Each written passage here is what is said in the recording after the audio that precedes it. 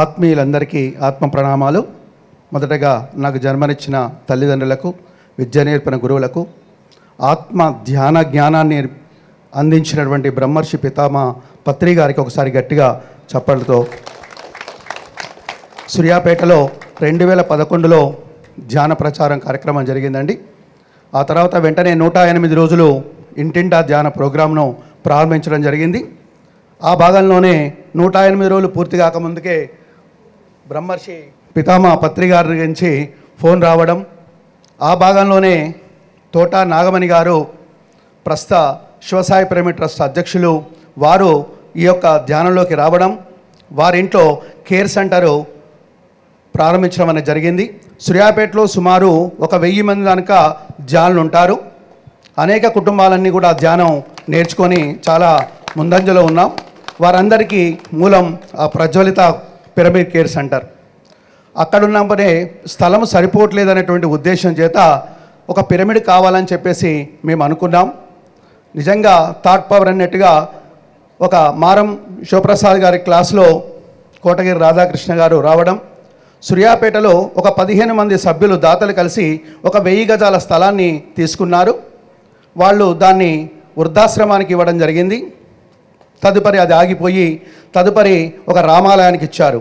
అది కూడా 10 ఫీట్ల స్థాయిలో పిల్లర్లు వేసినాక అది కూడా ఆగింది. మారం శివప్రసాద్ గారి క్లాస్లో వారు రావడం, మా యొక్క థాట్ పవర్ పనిచేయడం, మమ్మలను పిలవడం, మరి ఆ 15 మంది ఇప్పుడు ప్రఖ్యాత చెందినటువంటి సుధాకర్ పీవీసీ ఆర్గనైజర్, ఫౌండర్ స్వర్గీయ మీలా సత్యనారాయణ గారి ఆధ్వర్యంలో ఆ 15 మంది కలిసి మాకు 1000 గజాల స్థలాన్ని పిరమిడ్ నిర్మాణానికి ఇవ్వడం జరిగింది. మరి వారు ఇచ్చినప్పుడు నిజంగా మేమంతా కూడా దారం శ్రీనివాసు, నేను, దయాసాగర్, కొంతమంది తోట నాగమణి గారు అంతా కూడా ఎలాంటి చేతిలో ₹1 లేదు. వాళ్ళందరూ ఇప్పుడో 2 సంస్థలు ఇచ్చారు, అవేవి కూడా ముందు పడలేదు. మరి మీరు ఇస్తే ఎలా కడతారని చెప్పంటే మేము జోలె పట్టుకొని అడిగైనా కూడా యాచించి నిర్మాణం చేస్తామన్నాం.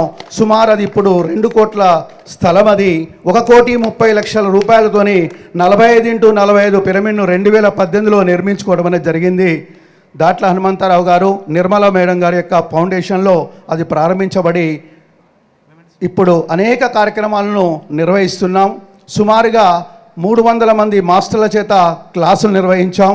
100 రోజులు నిరంతరాయంగా శాకాహారాలు నిర్వహించాం. 100 పైగా ప్రాజెక్టు వర్క్లు కూడా నిర్మించాం. ఈ మధ్యనే డాక్టర్ జీకే గారి 3 డేస్ వర్క్షాప్ కూడా నడిచింది. మరి ఇంకా మేము అనేక శాకాహార ర్యాలీలు, ఇంటింటా ధ్యానం, గ్రామీణ ధ్యానం, వాడవాడల ధ్యానం, అన్ని పల్లెటూళ్ళలో ఇటు త్రమలగిరి, నకరేకల్లు, కోదాడ, హుజూర్ నగర్ అన్ని ప్రాంతాల్లో కూడా ఈ యొక్క శాకాహార ర్యాలీలు, ధ్యాన కార్యక్రమాలను నిర్వహించడం జరిగింది. ఇక ముందు కూడా ప్రతి ఆదివారం కూడా ఉదయం 7 నుంచి 9 గంటల వరకు సామూహిక ధ్యానం చేసి పిల్లలకు మధ్యాహ్నం వరకు ఆధ్యాత్మిక కార్యక్రమాలు కూడా నిర్వహించాలని చెప్పేసి అనుకుంటున్నాం. ప్రతి ఆదివారము తరగతులు, ప్రతిరోజు కూడా ఉదయం పూట తరగతులు, ఇంకా ముందు కార్యక్రమాలన్నీ కూడా చాలా చేయాలని చెప్పి సంకల్పంతో ఉన్నాం. నా జీవితాంతం నేను ఉపాధ్యాయుడిని.